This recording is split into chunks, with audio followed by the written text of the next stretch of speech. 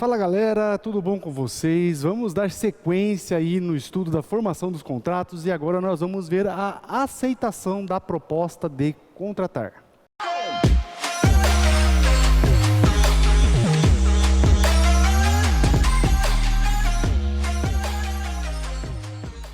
Bom pessoal, então nós estamos estudando a formação dos contratos e agora nesse terceiro vídeo que nós vamos ver, nós vimos, a gente passou pela fase da pontuação, nós passamos pela fase da proposta e agora nós vamos para a aceitação da proposta, né?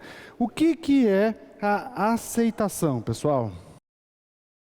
Nada mais é do que a manifestação de vontade,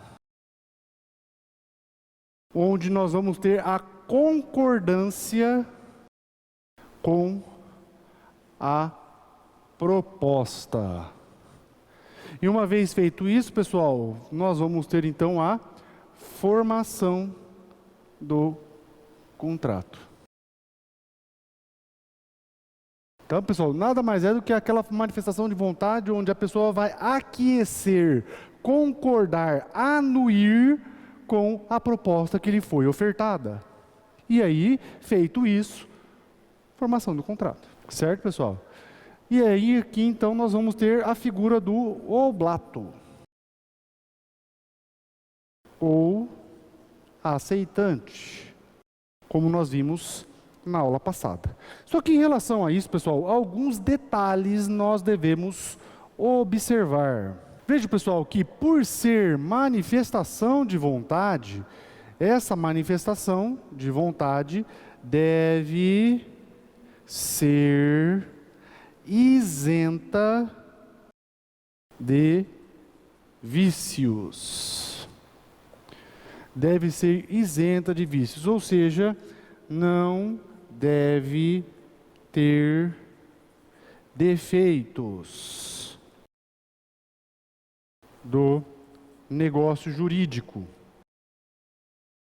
Não deve ter defeitos do negócio jurídico, sejam os vícios de consentimento, erro, dolo, coação, estado de perigo e lesão, sejam os vícios sociais, simulação e fraude contra credores. Por quê? Se tiver vícios, pessoal, nulidade, a aceitação é nula ou anulável, né? Se for simulação, nulidade absoluta é nulo. Se for os demais vícios, nulidade relativa, anulável. Certo, pessoal? Ok, então importante, por ser manifestação de vontade, isso aqui é um V, né? Por ser manifestação de vontade, não deve haver vícios. Havendo vícios, nulidade relativa ou absoluta, a depender do nosso defeito.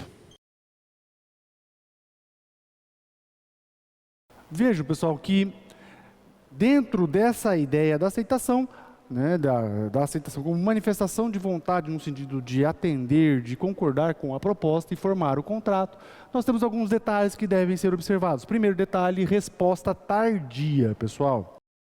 O que é a resposta tardia? É quando o oblato,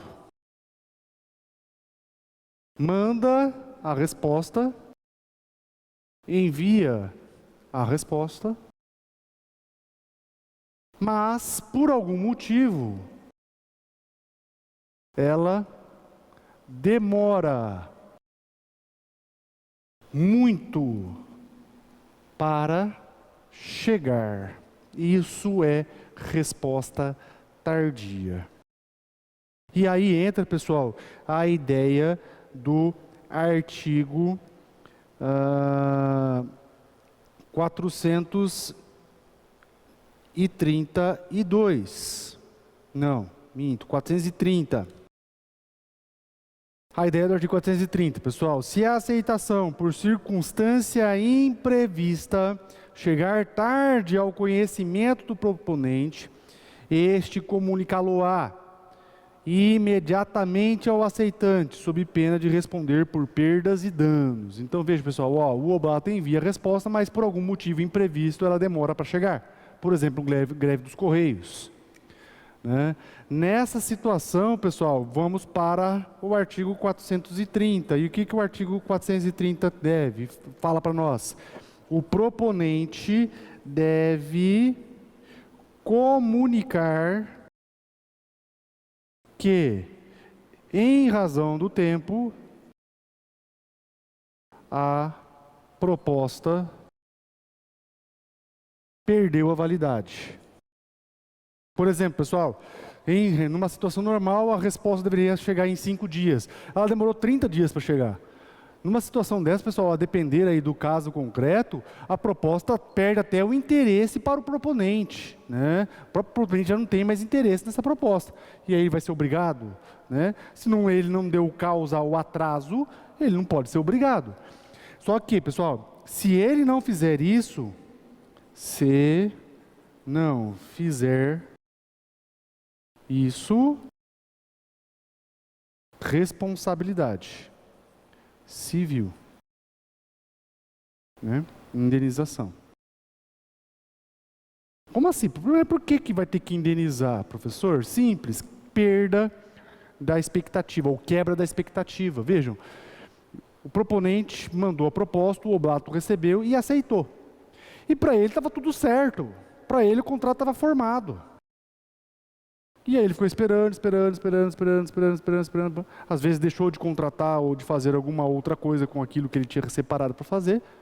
Perdeu, né, aquela outra coisa, aquele outro negócio, porque estava esperando esse. E aí vem, né, não formou o contrato. Então veja, pessoal, que numa situação dessa gera expectativa. Então o que o proponente tem que fazer? Comunicar, falar, ó, senhor oblato, acabei de receber a sua resposta. Infelizmente, a proposta perdeu a validade. Portanto, não formou o contrato. Se ele não fizer isso, pessoal, gera responsabilidade civil, nos termos do artigo 430. Ok, pessoal?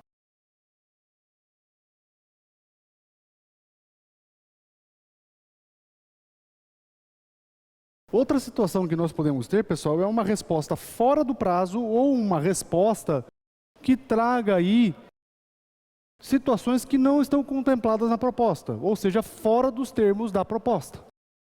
Vejam que a aceitação, pessoal, é um ato puro, tá? A aceitação é ato jurídico ou negócio jurídico puro. O que é um ato jurídico puro? É aquele que não se subordina a nenhum elemento eficacial. E aqui, pessoal, a resposta ela deve ser um ato jurídico puro, ela deve ser aceito e não ter mais nada além disso. Aceito e ponto.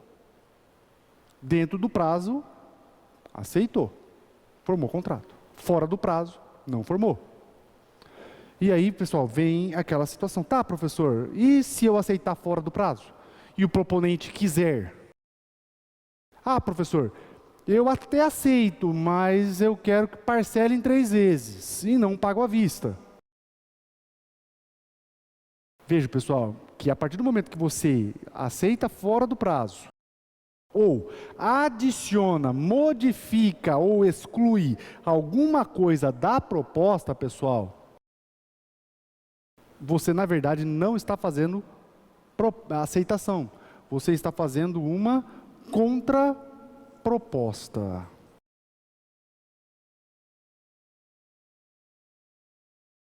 Uma contraproposta. O que é a contraproposta? Está dando a impressão que está tudo separado aqui, né, gente? Mas, na verdade, não é separado, não. É tudo junto, tá? Contraproposta.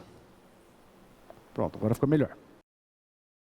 O que é a contraproposta, pessoal? Contraproposta nada mais é do que a aceitação fora do prazo. Aí já responde a primeira pergunta. Ah, professor, e se o proponente quiser? Contraproposta, ele quis, o oblado, na verdade, se tornou um proponente e o proponente se tornou um oblato. Ele aceitou, formou o contrato. Ou contraproposta vai ser qualquer aceitação com aditivos, modificações ou exclusão de termos da proposta.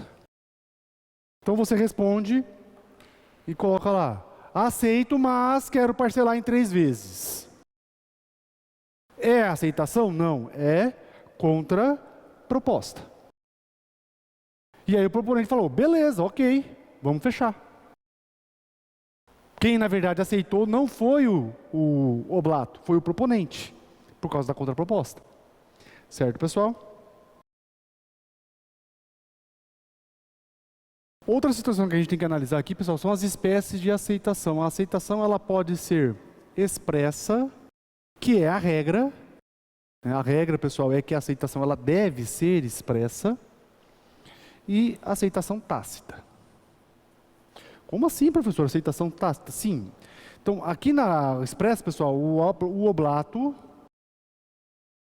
deve manifestar o aceite. Na tácita, pessoal, que é exceção, o oblato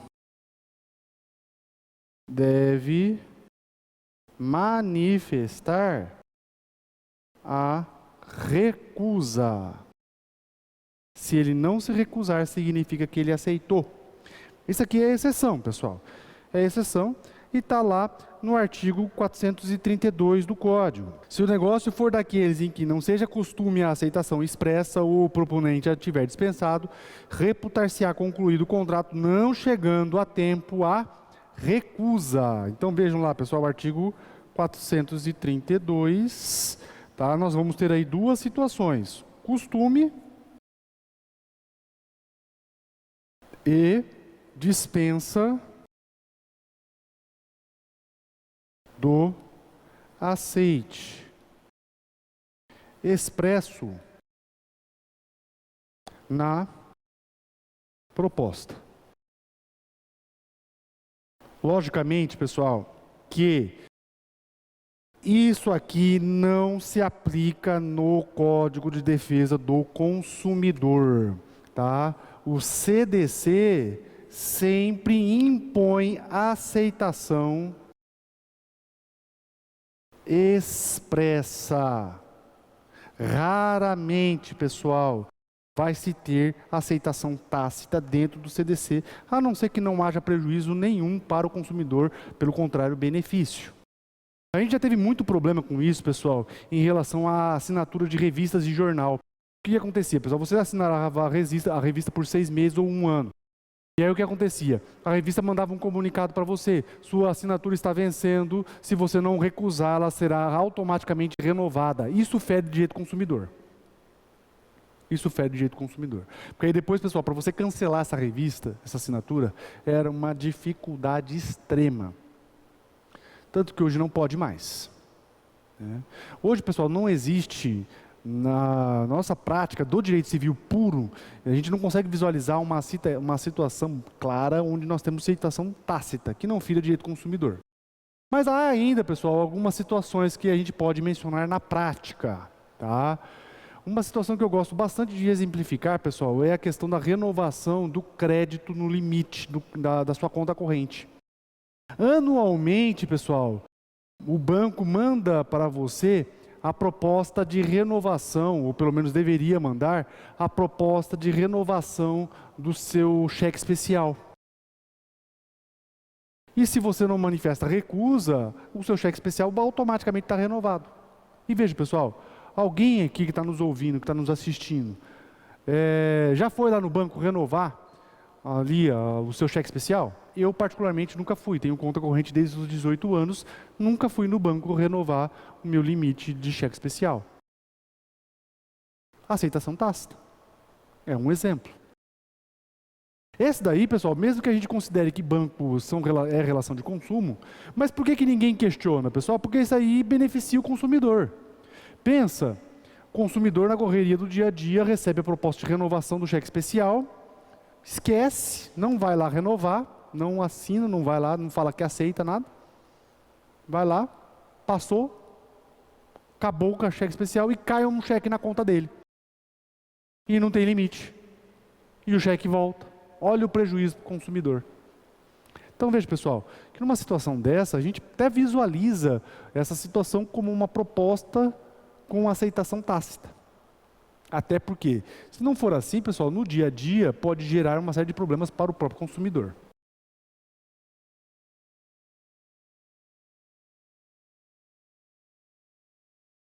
É possível eu ter a retratação da aceitação?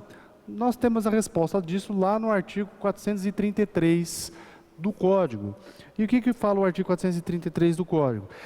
Considera-se inexistente a aceitação se, antes dela ou com ela, chegar ao proponente a retratação do aceitante. Então, pessoal, é possível a retratação do aceite. A regra é a mesma da retratação da proposta, pessoal. Se antes ou com ela chegar ao proponente a retratação. Então, beijo, pessoal. É possível a retratação do aceite desde que, antes dela ou com ela, chegar ao proponente a retratação. Aqui, pessoal, nós vamos ter o mesmo problema lá da proposta. Antes, beleza. Agora, o problema é o com, né? Como é que faz? Como é que vai provar? Tudo vai depender do caso concreto, tá, pessoal? Tudo vai depender da prova do caso concreto para saber se esse aceite foi ou não retratado dentro das circunstâncias do caso. Certo, pessoal? Ok? Então, com isso, nós encerramos essa terceira parte do estudo, esse terceiro vídeo do estudo da formação dos contratos. Espero que vocês tenham compreendido aí alguns elementos da questão da aceitação. Se ficou alguma dúvida, pessoal, pode deixar aí nos comentários ou mandar lá no nosso Instagram, @souprofgiba, né? Estou esperando vocês lá. Se você gostou desse vídeo, deixe o seu like, compartilhe com seus amigos, comente aí, porque isso ajuda bastante o nosso canal. Beleza, pessoal? Então é isso. Beijão para vocês e até o nosso próximo vídeo.